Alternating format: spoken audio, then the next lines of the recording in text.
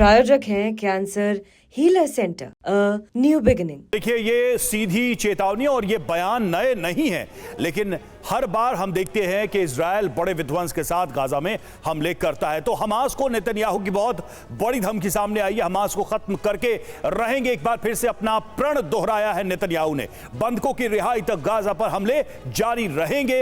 अब से बातचीत सिर्फ दबाव में ही होगी, ये नेतन्याहू कह रहे हैं। यानी पीस के लिए भी वो कंडीशन फिक्स करते दिखाई दे रहे हैं। हम हमास को बर्बाद कर देंगे, इजराइल जीतेगा, ये नेतन्याहू का ऐलान है। घोष सर, सवाल यहां पर यही है कि नेतन्याहू कितना समय लेंगे, क्योंकि जो बात वो पिछले 1.5 साल से कहते आ रहे हैं वो बात खत्म नहीं हो रही है, ना ही जंग खत्म हो रही है। नेतन्याहू क्या बात कुल मिलाकर यही है कि इस जंग को वो भी कंटिन्यू करना चाह रहे हैं? क्योंकि अगर ऐसा कुछ होता तो अब तक अमेरिका के सपोर्ट से बहुत कुछ मैटर को सॉल्व कर चुके होते, लेकिन गाजा से, यमन से अभी भी हमले हो रहे हैं।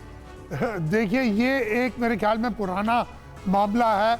नेतन्याहू साहब ये कई, जैसे आपने कहा, कई महीनों से, कई सालों से यही कह रहे हैं कि हमास को ख़त्म कर देंगे।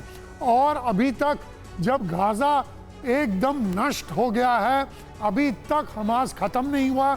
उनके टनल्स अभी तक हैं, उनके लड़ाई करने की क्षमता अभी तक है। अभी फिर जब वो होस्टेजेस का वो एक्सचेंज हो गया है, उन्होंने छोड़ दिया कुछ होस्टेज, इन्होंने सोचा फिर बमबारी करते हैं। और वो कहाँ पर बमबारी कर रहे हैं? हॉस्पिटल्स पे। अगर याद होगा आपको, पहले भी ये इजराइल हॉस्पिटल्स पे और फिर स्कूलों पर बमबारी करके कहते थे कि हमास के यहाँ पर ठिकाने हैं, और पता नहीं उसका प्रूफ देते थे क्या नहीं। वही सेम सिलसिला अभी तक, मेरे ख्याल में अभी तक हमास का जो क्षमता है वो ख़त्म नहीं हुआ है। उसी ओर अगर आप हुतीस को ले लें, वहाँ पर अमेरिका बार बार कह रहा है कि देखिए, हमने हुतीस को ख़त्म कर दिया है।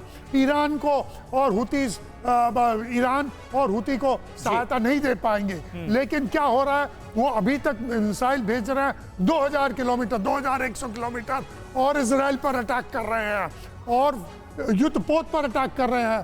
पूरा जो ट्रेड लाइन है वो फिर से बिगड़ गया है, और वही वो अभी उनको केप ऑफ गुड होप से जाना पड़ेगा।